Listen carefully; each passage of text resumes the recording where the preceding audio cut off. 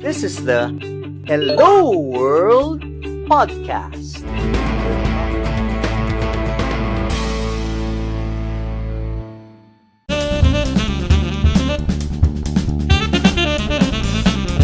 What's your advice to our high school and college students who would consume online content?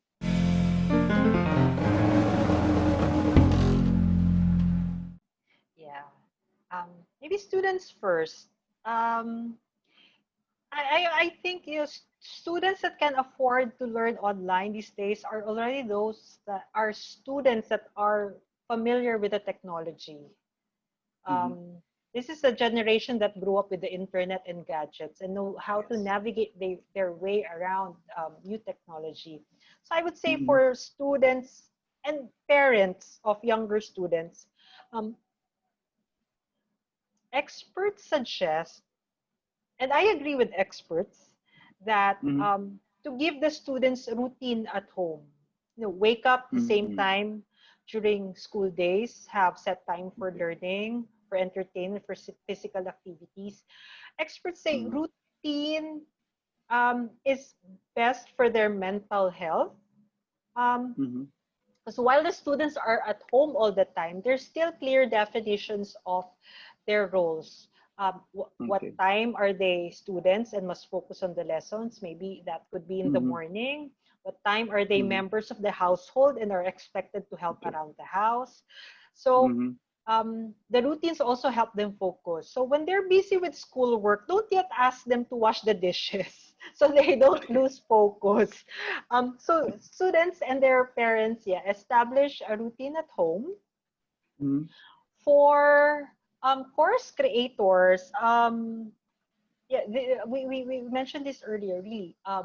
The best practice is to start simple. Mm-hmm. um, if this is your first time running an online program, maybe start with an FB Live, a short webinar Okay. using a PowerPoint. And Mm-hmm. this also avoids you getting overwhelmed by technology. And when you're overwhelmed, you're slowed down. So Mm-hmm. you don't want to slow down in this pandemic. You have to Correct. grab opportunities. So you Mm-hmm. have to be out there. And so start with something you already know or something that you can learn quickly. And then maybe Mm-hmm. after a couple of weeks, you can, your objective could be to learn something new, like learning cloud-based learning how to take advantage of cloud-based learning platforms or Mm-hmm. screencast software, so you can Okay. scale up your offerings fast. So Mm-hmm. for trainers, coaches, course creators, start simple. Mm-hmm. And for decision makers, um, decision makers, I would say not really about technology, but listen to your people. Okay. I'm sure somewhere in the organization there is someone who knows more about information.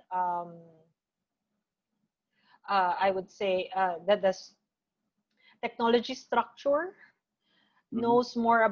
knows something about applications, Mm-hmm. whether mobile applications or online applications.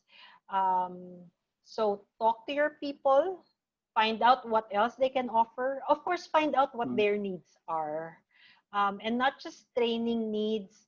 Also find out what maybe keeps them from embracing the change. Yeah, it could be the Mm-hmm. technology. It could be just because Mm-hmm. they're feeling um, uncertain about, Mm-hmm. well, the economy is really uncertain. So they might be, think in their heads, they might be thinking that maybe next week they won't have a job anymore. So have those conversations with them, Mm-hmm. um, address both their skills, knowledge needs, and their emotional Mm-hmm. needs also. Maybe, and Mm-hmm. once you get that sorted out, work with your people, Mm-hmm. and um, yeah, work with people like Louis' team, who has holistic programs for organizations, and things will fall into place from there. Hi everyone, this is Louis Banta, CEO and Chief Trainer of LJMB, or Learning Just Made Better. Thanks for watching my video. To get more videos like this, click subscribe and hit the bell icon below. If you like this video, please give it a thumbs up, comment down below, and share this video to others.